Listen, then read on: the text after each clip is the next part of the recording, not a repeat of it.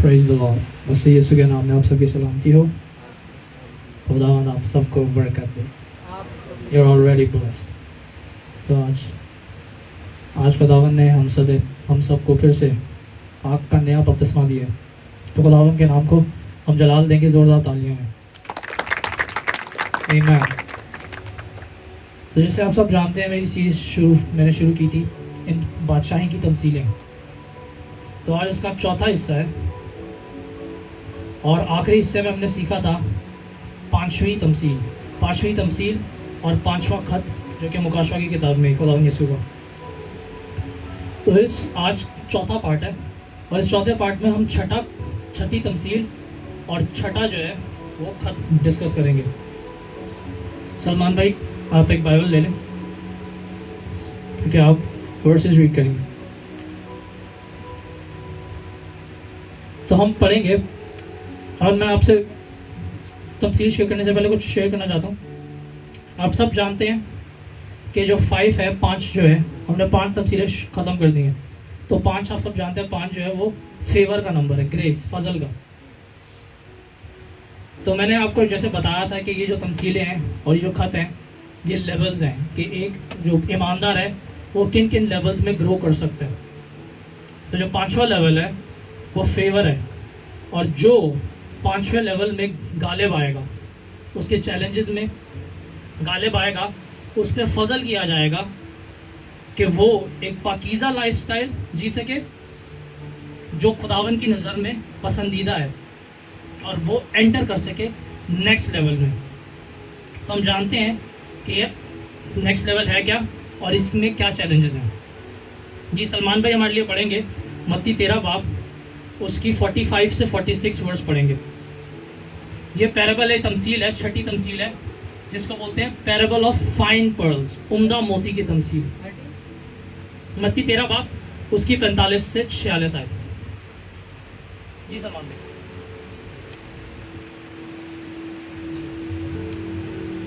फिर आसमान की बादशाही उस सौदागर की मानद है जो उम्दा मोतियों की तलाश में था।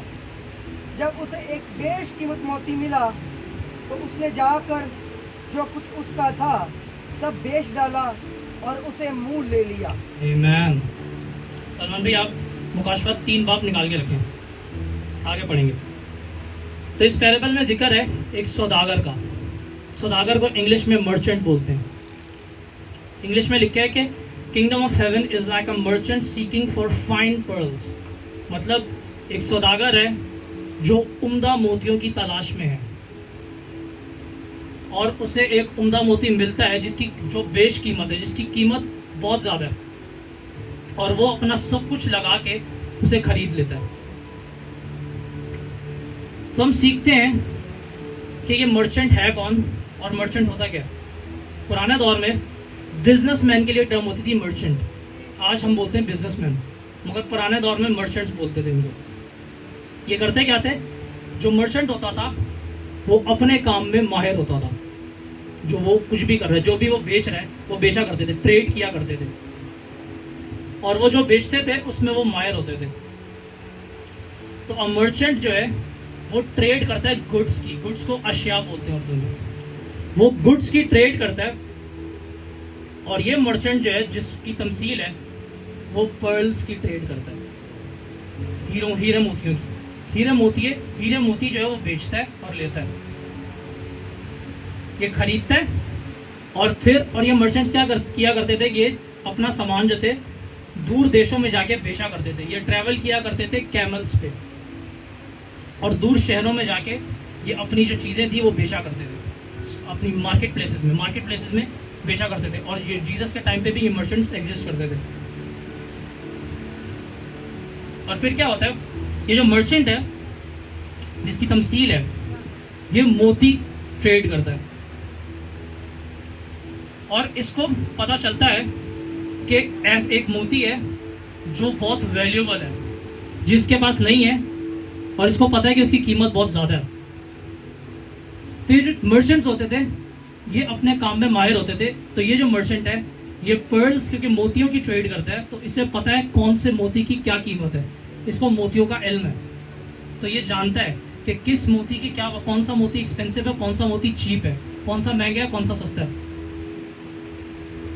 तो ये मर्चेंट जो है खरीदता है, एक्वायर करता है और बेचता है पर्ल्स, मोती। और मजे की बात ये है क्योंकि ये बादशाही का मर्चेंट है, ये कोई दुनियावी मर्चेंट नहीं है। तो ये मोती खरीदता और बेचता पैसों से नहीं है। जैसे जो बिजनेसमैन है वो बिजनेसमैन जो है वो पैसे लगाते हैं, इन्वेस्ट करते हैं ताकि रिटर्न मिले, रिटर्न ऑन इन्वेस्टमेंट। मगर जो बादशाही का मर्चेंट है वो सिर्फ पैसों से नहीं खरीदता, पैसे भी लगाता है मगर वो और भी कीमती चीजें लगाता है जिसका नाम है वक्त। This merchant is a special merchant, not any ordinary worldly merchant. In modern times we say businessman, but this is a kingdom merchant. ये एक बादशाही का सौदागर है और ये मोती खरीदता और बेचता पैसों से नहीं बल्कि वक्त से। और ये पर्ल्स, ये मोती जो है खरीदे जाते हैं कीमत से, ओ सॉरी वक्त से, और ये बेचे भी जाते हैं पैसों से, ओ वक्त से। मगर होता क्या है, जैसे जैसे ये मर्चेंट्स जो है जितना बिजनेस करते हैं, जितने मोती बेचेंगे, जितना खरीदेंगे, इनकी हिकमत जो है वो बढ़ती जाती है बिजनेस करने के लिए। इनका जो स्किल है, इनका जो हुनर है वो बेहतर होता जाता है। विजडम के क्या, कौन सा मोती किस कीमत का है, इनको पता चलता रहता है कि किस मोती की आला कीमत है और किस मोती की कम कीमत है। तो जैसे जैसे ये बिजनेस में ग्रो करते हैं इनकी हिकमत बढ़ती जाती है। और मैंने आपको बताया कि ये जो सौदागर है ये सिर्फ पैसों से नहीं बल्कि ये वक्त और भी रिसोर्सेज हैं जो लगाता है पर्ल्स खरीदने के लिए और उन्हें बेचने के लिए। तो अब ये सौदागर है कौन, ये कौन सा मर्चेंट है? हमने अपनी लास्ट पैराबल तमसील में सीखा था कि एक आसमान की बादशाही ऐसे है कि एक शख्स को छुपा हुआ खजाना मिला जमीन में। जो खजाना होता है उसके अंदर बहुत से मोती होते हैं। ट्रेजर के अंदर मल्टीपल मोती होते हैं, जेवरात होते हैं, हीरे जेवरात होते हैं। मगर यहाँ पे बात हो रही है कि एक सिंगल पर्ल, एक उम्दा मोती जो बेशकीमत है। तो मैंने बताया कि बादशाही के अंदर बहुत से मोती हैं, बादशाही के अंदर बहुत से मोती हैं। और जब एक ईमानदार ईमान लाता है, नए सिरे से पैदा होता है, तो उसको खजाने का एक्सेस होता है, वो उस खजाने से ले सकता है। और वो हमने सीखा था कि वो क्या है, बादशाही की सच्चाइयाँ हैं। वो खजाने, वो बादशाही की सच्चाइयाँ सीखता है, उन्हें आगे देता है। दे रहा है तो वो बेच रहा है, और वो बेच कैसे रहा है, लगा रहा है, वक्त लगा रहा है। आप कहीं जाते हो प्रीच करने तो आपको वक्त लगाना पड़ता है, रिसोर्सेज लगाते हो। तो वो जाता है और लोगों को सिखाता है, इम्पार्ट करता है, फिर वापस आता है, वक्त लगाता है खुदावन के साथ, और चीज़ें सीखता है, और फिर आगे जाके और बेचना शुरू करता है। तो जब एक ईमानदार जो है वो सच्चाइयाँ सीखता है बादशाही की, और भूख रखता है कि वो गहरे से गहरा जाए, वो और डिग करता रहता है उस खजाने में, और वो उसको और सच्चाइयाँ मिलती रहती हैं। तो वो क्वेस्ट बोलते हैं, एक जर्नी जो आप शुरू करते हो किसी चीज़ को हासिल करने के लिए। तो वो अपनी क्वेस्ट जो है वो जारी रखता है जब तक वो मैच्योर नहीं हो जाता। और अब वो जब वो मैच्योर हो जाता है तो अब वो ऐसा सौदागर है बादशाही का जो हर मोती की कीमत जानता है। जैसे हमने इस तमसील में सीख रहे हैं कि मर्चेंट है जो ढूंढ रहा है उम्दा मोती, तो उसको पता है, वह मैच्योर बिलीवर है, उसे पता है। तो ये मर्चेंट कौन है? एक मैच्योर बिलीवर, बादशाही का फर्जंद जो मैच्योर है, उसे पता है कि किस मोती की क्या कीमत है, कौन सी सच्चाई कितनी गहरी है, और किस पे ध्यान लगाना चाहिए, किस पे नहीं लगाना चाहिए। तो क्या होता है, जब ये इंसान जो है वो अपनी मोतियों की तलाश जारी रखता है तो उसे बादशाही की चीज़ें पता चलती रहती हैं, उसे सच्चाइयाँ पता चलती रहती है। कौन सी सच्चाइयाँ? अपनी कॉलिंग और खुदावन को जानना और उसकी मर्जी पूरी करना। ये कुछ सच्चाइयाँ हैं, वो इन पर फोकस करता है और वो ध्यान लगाए रखता है। और जब जो उसे पता होता है वो बाहर जाता है और पब्लिकली लोगों को बताता है, जैसे आप लोग कर रहे हैं और जैसे उस्ताद ने शुरू में किया और अभी भी कर रहे हैं। तो क्या हुआ, आप सबको साथ, आप सबके तजर्बे, आप सबको कुछ सच्चाइयाँ पता चली और आपने जाके दूसरों को बताई और वो भी आए, तो आपने क्या की, एक रूह जीती। और फिर ऐसे ये बिजनेस चलता रहता है जब तक खुदावन नहीं आ जाता। तो वो जाता है, वक्त लगाता है खुदावन के साथ और मोती गेन करता है, एक्वायर करता है वक्त लगा के। और वो उसका जो मोतियों का जो एक बोलते हैं रेजर्वोयर, उसका जो ट्रेजर है वो बढ़ता जाता है और वो और मोती गेन करता जाता है। और जो मोती है उसका मतलब सिर्फ मुकाशवे नहीं है, जो बादशाही की सच्चाई है सिर्फ मुकाशवे नहीं है। मोती जो है वो तमाम चीजें हैं जो आदम ने खोई थी। मैंने लिखा है, now pearls are not only revelations of the kingdom but rather all that is there for the dispense of believers. वो सारी चीजें जो मिरास है आपकी, जो आदम ने खोई थी और मसीह यीशु में आपको वापस मिलती है, वो आपकी मिरास है। तो मोती क्या है, आपकी मिरास, योर इनहेरिटेंस, जिसके अंदर 9 नेमतें आती हैं, खुदावन की 7 रूहें भी आती हैं और powers of the age to come, और भी बहुत सी चीजें जो हमारा जहन नहीं सोच सकता। वो तमाम चीजें, वो तमाम खोई हुई पावर्स, वो तमाम इख्तियारात, वो तमाम रैंक्स जो आदम ने खोए, ये सब मोतियों की निशानी है। तो so this merchant keeps on increasing his goods and uses them for trading। और ये क्या करता है, ये अपने मोतियों को, ये अपनी अशिया को, गुड्स को ट्रेड में, बेचने में इस्तेमाल करता है। मतलब है कि आप जो हो, जब आपके पास कोई इख्तियार दिया जाता है, खुदावन ने आपको कोई इख्तियार दिया बदुए निकालने का, तो आप घर पे थोड़ी बैठे रहोगे, आप उसे इस्तेमाल में लाओगे, आप बाहर जाओगे और बिजनेस करोगे। कैसे? डिलीवरेंसेस करके। जितनी ज़्यादा डिलीवरेंसेस करोगे आप मेच्योर होते जाओगे, आपको तरह तरह की डिलीवरेंसेस का आइडिया होगा कि ये केस ऐसे हैंडल होता है, ये केस ऐसे हैंडल होता है। और अब आप मेच्योर हो गए हो तो कोई नई तरह का केस आता है तो आप उसे हैंडल कर सकते हो। तो आप रूल कुद उसके साथ काम करके मेच्योर हो जाते हो। तो क्या होगा कि आपके पास एक कुव्वत है खुदावन की तरफ से, जो कि एक पर्ल है, और आप उस कुव्वत को इस्तेमाल कर रहे हो, मतलब उसे यूज में ला रहे हो मिनिस्ट्री के थ्रू, और क्या कर रहे हो, बिजनेस कर रहे हो, वक्त लगा रहे हो, और दोबारा प्रेम में वक्त लगा के आप और मोती गेन करते हो, मतलब पावर्स और गेन करते हो। और ये पर्ल्स जो है ये रेल्म्स भी हैं। मतलब मैंने बताया ना कि वो सारी चीजें जो आदम ने खोई, तो वो सब इन मोतियों के अंदर आता है। तो अब क्या हो, अब आप जो हो एक सौदागर हो जिसे पता है कि किस मोती की क्या कीमत है, और आपको पता है कि कौन सा मोती कीमती है, किस पे ध्यान लगाना चाहिए, और कौन सा चीप है, किस पे ध्यान नहीं लगाना चाहिए। तो मैंने लिखा है कि बादशाही के अंदर बहुत सी सच्चाइयां हैं, मगर ये जो मर्चेंट है, जो मैच्योर बिलीवर है, ये हर सच्चाई पे ध्यान नहीं लगाता। फॉर एग्जाम्पल, एक सच्चाई ये है कि खुदावन ने यूनिवर्स कैसे बनाया, मतलब एंशिएंट से यूनिवर्स बना हुआ है, तो कैसे बना, कौन सा प्लेनेट कैसे बना, कौन सी गैलेक्सी कैसे बनी, और कौन सा मल्टीवर्स कैसे बना। तो ये एक सच्चाई है जो खुदावन जाहिर करता है अगर वो करना चाहे, मगर आपको इस पे ध्यान नहीं लगाना। उसके बाद प्री एडेमिक रेस, मतलब आदम से पहले एक नस्ल थी, उसका क्या मकसद था, और कौन कौन लोग ज़मीन पे रहते थे। उसके अलावा कि इटर्निटी, हमेशा की ज़िंदगी है क्या, और सबसे बढ़कर मिस्ट्री ऑफ ट्रिनिटी, मतलब बाप बेटा रूल कुदस है क्या। ये सारी बादशाही की सच्चाइयाँ हैं, मगर ज़मीन पे रहते हुए आप इन पे ध्यान नहीं लगाते, क्योंकि आपको पता है, आप ध्यान लगाते हो अपनी कॉलिंग पे कि मैं बाप की मर्जी पूरी करूं, और अगर मर्जी हुई तो खुदावन वो भी जाहिर करेगा जो चीजें छुपी हुई हैं।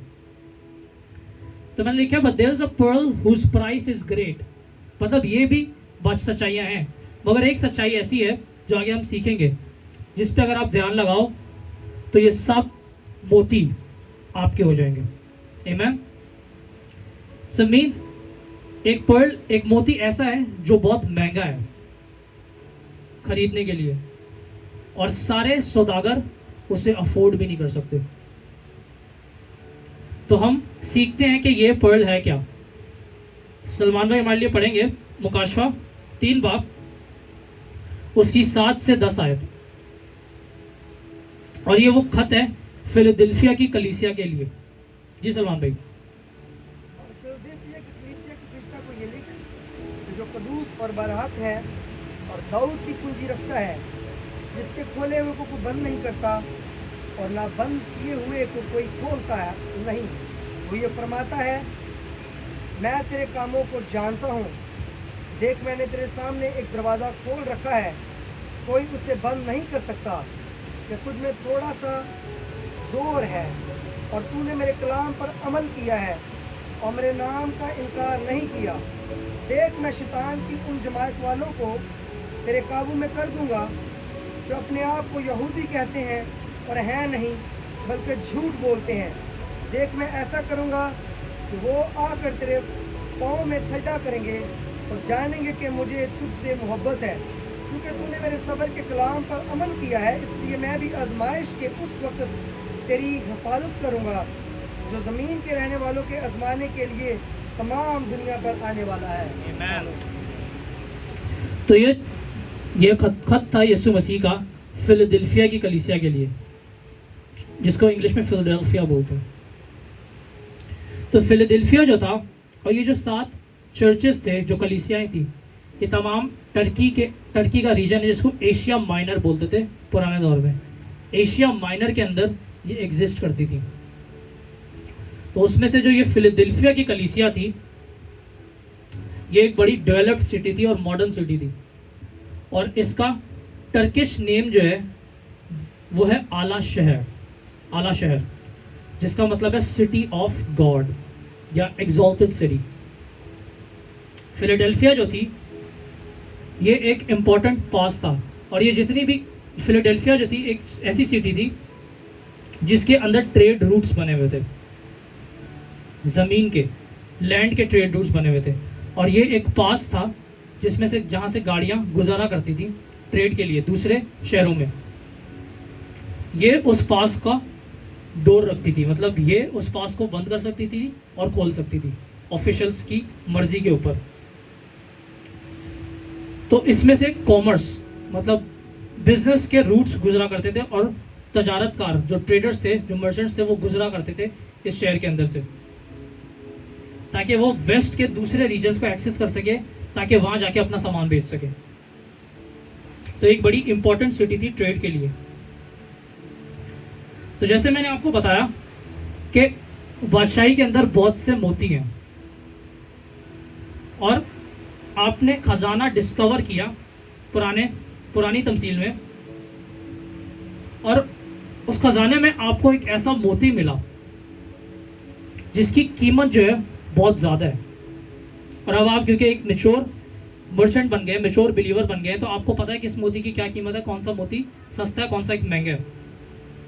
तो आपको पता चलता है कि ये मोती जो है ये बहुत कीमती है, ये बेशकीमत है, और अगर मैं इसे हासिल कर लूँ तो मेरे पास सब आ जाएगा।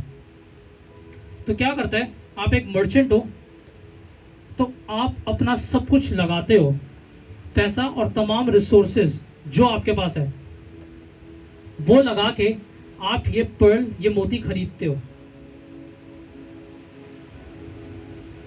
और जब ये आप खरीद लेते हो तो अब ये आपका है, तो इस मोती की जो तमाम पावर्स हैं, इस मोती की तमाम जो प्रिविलेजेस हैं, वो आपके हो जाते हैं। अब हम सीखते हैं कि ये बेशकीमत पर्ल है क्या। मैं आपको दुनियावी एग्जांपल से सिखाता हूँ। जब एक शख्स जो है आर्मी में जाता है, इनलिस्ट होता है आर्मी में, तो वो क्या करता है, जो दुनियावी आर्मी है, दुनियावी आर्मी में आपको पता है रैंक्स होते हैं। सबसे छोटा रैंक सिपाही का होता है, पाकिस्तान का देखा जाए लोएस्ट रैंक, उससे ऊपर फिर लेफ्टिनेंट होता है, और उससे ऊपर फिर कर्नल होता है, और जो सबसे हाईएस्ट पाकिस्तान में रैंक है वो है चीफ ऑफ आर्मी। तो जो सिपाही है, जो सबसे लोएस्ट लेवल है, उसके अंडर कोई नहीं है, कोई शख्स नहीं है जिसको वो कमांड कर सकता है। वो ऊपर वाले से कमांड लेता है जो उससे हायर है।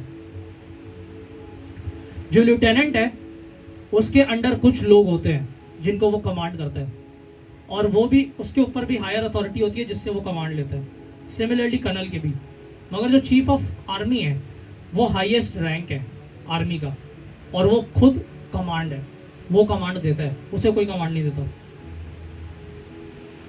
तो जैसे जैसे आप रैंक में हायर जाते हो आर्मी में, हर लेवल ऑफ रैंक की अपनी अथॉरिटी है और प्रिविलेजेस हैं, और रैंक में हायर जाने के लिए आपको अरसा लगाना पड़ता है, आपको अपनी सर्विस देनी पड़ती है कुछ सालों की।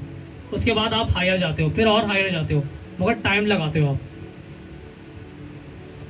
तो इसी तरह जब आप रब्बुल अल्फाज की फौज में दाखिल हो रहे हो, when you come in the army of lord of host, in the service as a servant, और ये जो 5 खिदमतें हैं, रसूल, नबी, इवेंजलिस्ट, टीचर और पास्टर, ये सारे क्या हैं? ये खिदमतें हैं, और भी खिदमतें हैं। तो ये क्या है? सारे नौकर हैं।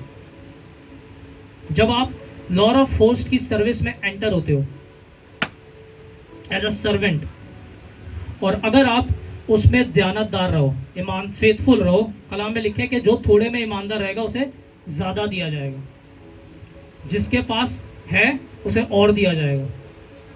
तो क्या होगा कि जब आप थोड़े में ईमानदार रहते हो तो आप सर्वेंट से थोड़े हायर हो जाते हो। जैसे सर्वेंट से ऊपर, अब जो सर्वेंट है वो नौकर है, खुदावंद जो है उससे काम लेता है, खुदावंद जो है खुदावंद उसे अपने भेद नहीं बताएगा, जो उसका काम है वो उसे बताएगा, उस काम से रिलेटेड जो भेद होंगे वो बताएगा, मगर अपनी पर्सनल चीज़ें खुदावंद नहीं बताता उसे। जो नौकर है, कोई भी शख्स जो है, जो मालिक है, अपने नौकर से सीक्रेट शेयर नहीं करता, मगर वो अपने दोस्तों से करता है। तो इसी तरह जब आप नौकर होते हो और आप ईमानदार रहते हो उसमें, तो आपको एक एजाज़ दिया जाता है कि आप नेक्स्ट लेवल पे जाओ, जो कि है दोस्त का। You become friend with God. और जो दोस्त है उससे खुदावन जो है वो अपने सीक्रेट्स शेयर करता है, जैसे इब्राहिम से किया, मूसा से किया। उसके बाद अब जो दोस्त है, मगर दोस्त को मालिक, जो दोस्त है उसको दूसरे दोस्त की मिरास नहीं मिल सकती। मिरास लेने के लिए आपको बेटा बनना पड़ता है। तो इसीलिए फ्रेंडशिप से ऊपर अब अगर आप जाते हो तो आप सनशिप में आ जाते हो, और जो बेटा है, जो कुछ बाप का है वो सब बेटे का, तो आपको मिरास मिल जाती है बाप की। और अगर आप बेटे रहते हो, ईमानदार रहते हो, तो अल्टीमेटली आप ब्राइड बन जाओगे खुदावन की। You become the bridal company, क्योंकि आखिरी दौर में ब्राइड की कंपनी राइज होगी, ग्रुप्स ऑफ पीपल होंगे जो ब्राइडल कंपनी में होंगे। और जो बीवी है वो हस्बैंड का नाम बेयर करती है, बीवी को उसके मालिक जो उसका हस्बैंड है उसके नाम से बुलाया जाता है। तो क्या होगा, जब आप मसीह की ब्राइड बन जाओगे, आप मसीह का नाम बेयर करोगे, और जो सबसे क्लोजेस्ट रिलेशन है खुदावन के साथ वो बीवी का। और ये वो रिलेशन है, वाहिद रिलेशन है बीवी का, जिसके पास एजाज है कि वो खुदावन के साथ एक हो सकती है। ठीक है, बीवी, मियाँ बीवी एक है, एक बदन है। तो वाहिद बीवी को ये एजाज है कि वो खुदावन के साथ एक हो सकती है। और जब आप खुदावन के साथ एक होते हो तो आप नेक्स्ट लेवल पे चले जाते हो, जो है खुदा का। आप जमीन पे खुदा बन जाते हो। Did you get it?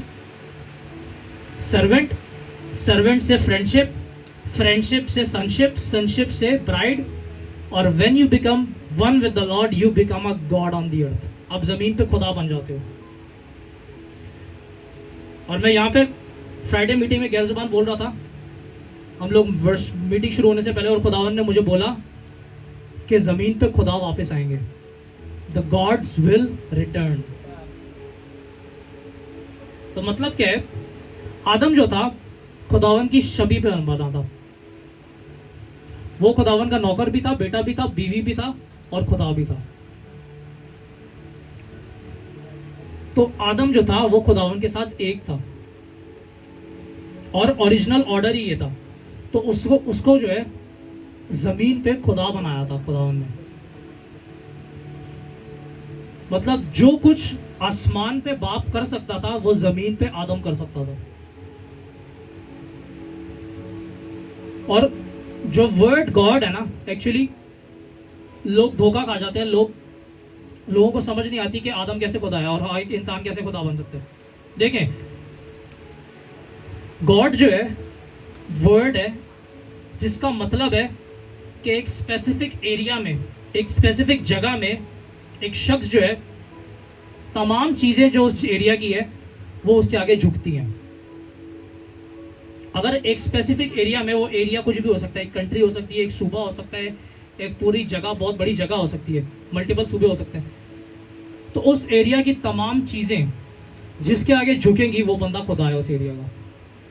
Did you get it? समझ आ रही है?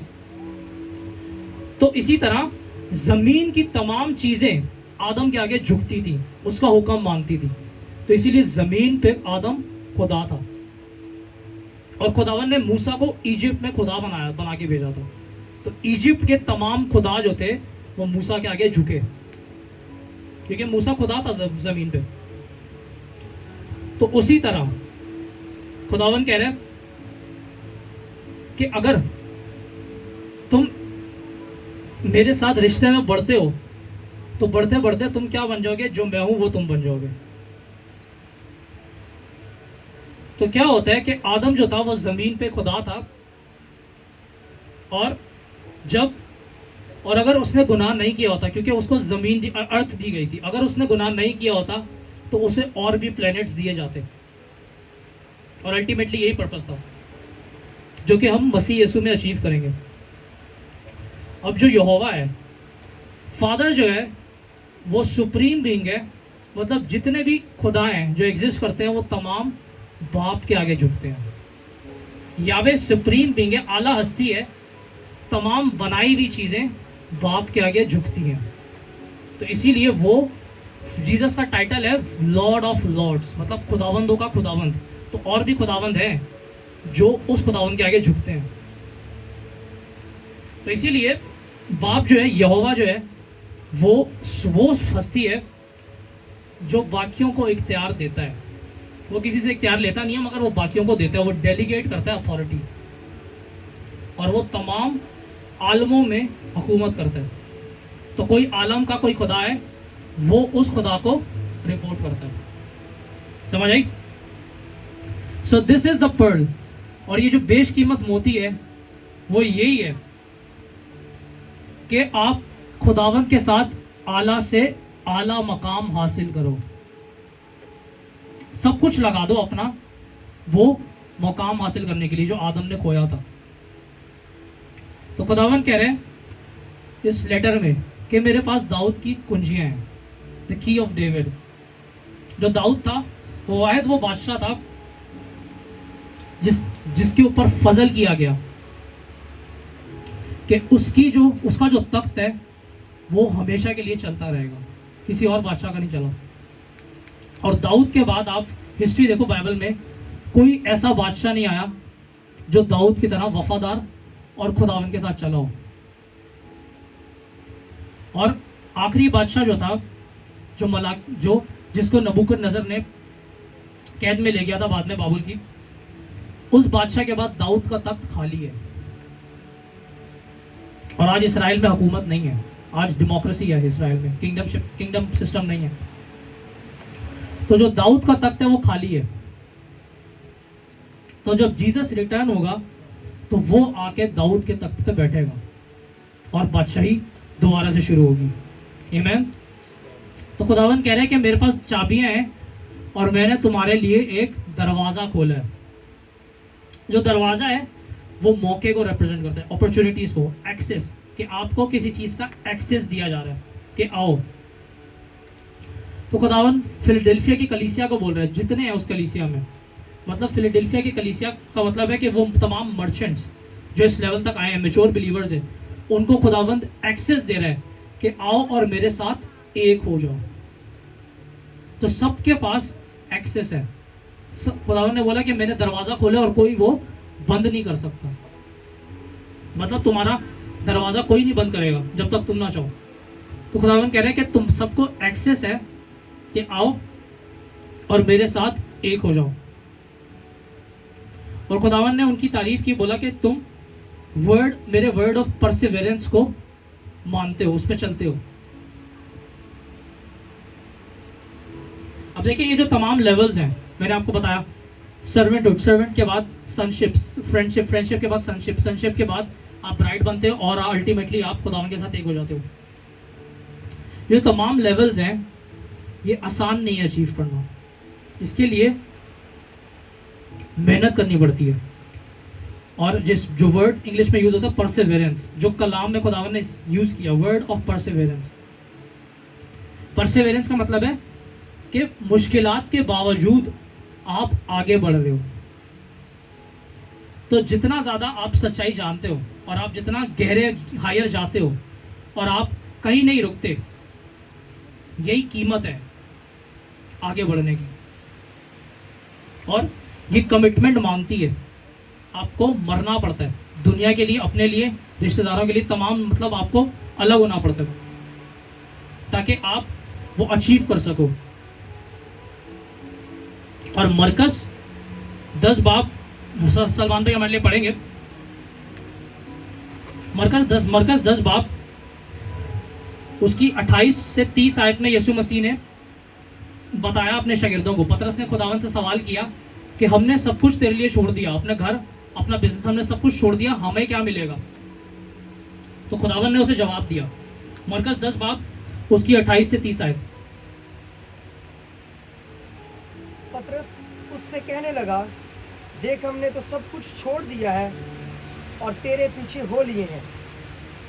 यीशु ने कहा, मैं तुमसे सच कहता हूँ कि ऐसा कोई नहीं जिसने घर या भाइयों और बहनों या माँ बाप या बच्चों या खेत को मेरी खातिर और अंजील की खातिर छोड़ दिया हो और अब इस ज़माना में 100 गुना ना पाए। घर और भाई और बहनें और माएँ और बच्चे, खेत, मगर जुल्म के साथ और आने वाले आलम में हमेशा की जिंदगी। आमीन। खुदावंद कह रहे हैं कि जब तुम मेरी सर्विस में आते हो तो तुम सब कुछ छोड़ के आते हो। आप अपनी फैमिली छोड़ते हो, आप अपना बिजनेस छोड़ते हो। अगर खुदावंद बोले, अगर आप नौकरी कर रहे हो, खुदावंद बोले नौकरी छोड़ दे, मेरे पीछे आओ, मैं प्रोवाइड करूंगा, तो आप छोड़ते हो। बहुत से लोगों ने किया, तो आप सब कुछ छोड़ के आ रहे हो, तो इन रिटर्न खुदावंद आपको देता है। खुदावंद कह रहे हैं कि सब कुछ मिलेगा। खुदावंद ने आपको क्या दी? आप सब आए हैं डैडी के पीछे, तो सब कुछ छोड़ के आए हैं कि नहीं आए हैं? तो क्या मिल रहा है आपको? तो खुदावंद बोल रहे हैं कि जो कुछ बादशाही के पीछे और अंजील के पीछे कुर्बान करेगा, अपनी फैमिली, अपना बिजनेस और अपना सब कुछ, तो उसे 100 गुना दिया जाएगा यहीं पर रहते हुए, और आगे जाके हमेशा की जिंदगी मिलेगी। खुदावंद कह रहे हैं क्या मिलेगा? भाई बहन, मतलब फैमिली मिलेगी। तो ये क्या है? रूहानी खानदान है। खुदावंद ने आपको स्पिरिचुअल फैमिली दी है। और खुदावंद बिजनेस देता है, कारोबार देगा। मगर एक वर्ड वहां पे लिखा है, सब कुछ मिल रहा है किसके साथ? जुल्म के साथ। इंग्लिश में है, you will receive everything along with persecution. तो मैंने आपको बताया कि ये जो लेवल्स हैं, सर्वेंटहुड, फिर फ्रेंडशिप, फ्रेंडशिप के बाद सनशिप, सनशिप के बाद ब्राइड, ब्राइड के बाद one with the Lord, that is becoming God in on earth. ये क्या है? ये सब कुछ आप अचीव कर सकते हो, मगर परसिक्यूशन के साथ सहना पड़ेगा। कीमत भारी है। और हो सकता है खुदावंद आपको बोले कि सब कुछ छोड़ दे। इज़ीकियल की बीवी खुदावंद ने मार दी। होसिया को बोला कि एक फाशा से शादी कर ले। तो आज खुदावंद जो है कमिटमेंट मांगता है। अगर आपने खुदावंद के साथ हायर लेवल पे जाना है, और खुदा, मतलब जो ओरिजिनल ऑर्डर था आदम का, अगर आपने वो हासिल करना है, तो आपको क्या करना पड़ेगा, सब कुछ छोड़ना पड़ेगा और सहना पड़ेगा, और परसिक्यूशन आएगी और एक्सट्रीम लेवल्स की आएंगी आगे। तो ये कलाम में लिखे है कि सहना पड़ेगा, सब कुछ मिल रहा है मगर जुल्म के साथ, परसिक्यूशन के साथ। तो ये सच्चाई है कि आप सब कुछ हासिल करते हो परसिक्यूशन के साथ, सह के, और जो नहीं सहता वो अल्टीमेटली तबाह कर दिया जाएगा, जो सहने के लिए तैयार नहीं है। और खुदावन ने फिलाडेल्फिया की कलीसिया को बोला कि जो शैतान की सिनेगॉग के लोग हैं, मैं उन्हें तुम्हारे आगे झुकाऊंगा ताकि वो जाने कि मैं तुमसे प्यार करता हूं। तो जितने, तो मैंने आपको पहले बताया था, हमने पुरानी तमथीलों में सीखा है कि सिनेगॉग ऑफ सैटन वो लोगों को जाहिर कर रहा है जो दिखते खुदावन के हैं मगर दिल से खुदावन के नहीं है, फेक बिलीवर्स। वो कलाम भी अच्छा सुनाएंगे, मोटिवेट भी करेंगे अच्छा, और रूल की उसकी नेमतों में भी घूमते फिरते नजर आएंगे आपको, मगर उनके अमाल रास्तबाजी के नहीं है। तो कलाम में लिखा है, यीशु मसीह ने बोला, जो पौधा मेरे बाप ने खड़ा नहीं किया वो उखाड़ दिया जाएगा। इंग्लिश में है, every plant that is not rooted by my father will be uprooted. हर पौधा जो बाप ने नहीं लगाया वो उखाड़ दिया जाएगा। मतलब है कि हर चर्च, हर कलीसिया जो बाप की मर्जी पूरी नहीं कर रही वो उखाड़ दी जाएगी आखिरी दिनों में। तो सलमान भाई हमारे लिए पढ़ेंगे मुकाशवा 3 बाब उसकी 11 से 13 आयत। तो अब जो गालिब आएगा परसिक्यूशंस के ऊपर और आगे बढ़ता रहेगा लेवल्स में, तो उसको ये एजाज दिया जाएगा। 11 से 3 आयत, 3 बाब। मैं जल्द आने वाला हूँ, जो कुछ तेरे पास है उसे थामे रह, ताकि कोई तेरा ताज ना छीन ले। जो गालिब आए मैं उसे अपने खुदा के मुकद्दस में एक सुकून बनाऊंगा। वो फिर कभी बाहर ना निकलेगा, और मैं अपने खुदा का नाम और अपने खुदा के शहर यानी उस नए यरूशलेम का नाम जो मेरे खुदा के पास से आसमान से उतरने वाला है, और अपना नया नाम उस पर लिखूंगा। जिसके कान हो वो सुने कि रूह कलीसियाओं से क्या फरमाता है। तो खुदावन कह रहा है उन सौदागर से जिनके पास अथॉरिटी है, रैंक है, कुछ रखते हैं, तो खुदावन बोल रहे हैं कि तुम्हारे लिए मैंने एक दरवाजा खोला है ताकि तुम वो उम्दा मोती हासिल कर सको। और वो मोती क्या है? खुदावन के साथ एक होना। ये हाईएस्ट चीज है जो आप अचीव कर सकते हैं, बाकी चीजें छोड़ दें। एक चीज पे फोकस करें, जो आपने खोया है उसे हासिल करें। और कैसे हासिल करते हैं? वही दुआ रोजा कलाम, सेम प्रिंसिपल्स वही हैं, आप सब कुछ अचीव कर सकते हैं। तो खुदावन कह रहा है कि मैंने तुम्हारे लिए दरवाजा खोला है ताकि तुम उम्दा मोती हासिल कर सको। अगर तुम गालिब आओगे तो मैं तुम्हें टेंपल के अंदर एक सतून बना दूंगा। अब देखिए, जो टेंपल है उसके अंदर बाप रहता है, ये एक हायर प्लेस है हेवन में। हमने सीखा था कि लेवल्स हैं हेवन में, तो ये एक हायर जगह है टेंपल, जहां पे बाप रहता है। उसके अंदर एक सतून बना देना, मतलब आपको क्लोजर किया जा रहा है खुदावन के साथ। और खुदावन कह रहे हैं कि मैं तुम पे अपना बाप का नाम और नए उस शहर का नाम जो बाप का है, कौन सा? न्यू जेरूसलम, और अपना नया नाम लिखूंगा। तो क्या हो रहा है? न्यू जेरूसलम जो है वो शहर है जिसके अंदर पहाड़ है, जिसको सयून बोलते हैं, जायन, द सिटी ऑफ जायन। और ये वही शहर है जिसके हमने सिटीजन्स बनना है अगर आप गालिब आए तो जो नाम है वो आइडेंटिटी को जाहिर करता है, आपकी शनाख्त को जाहिर करता है। तो आपको नई शनाख्त दी जा रही है अगर आप गालिब आओ, और आपको न्यू जेरूसलम का सिटीजन बनाया जा रहा है। और ये सब कुछ हो रहा है क्योंकि आपके ऊपर यीशु का नया नाम है। खुदावन बोल रहे हैं कि मैं अपना नया नाम तुम पे लगाऊंगा अगर तुम गालिब हो। तो हम ये सीखते हैं कि कीप गोइंग हायर, कभी भी रुके ना। कुछ अचीव, कुछ खुदा कुछ मिला है उस पर ना रुके, आगे बढ़ते रहें और नेक्स्ट लेवल पे जाएं, जब तक आपकी शनाख्त चेंज नहीं हो जाती और आप बाप की इमेज पे दोबारा नहीं उतर जाते। कब द वीडियो।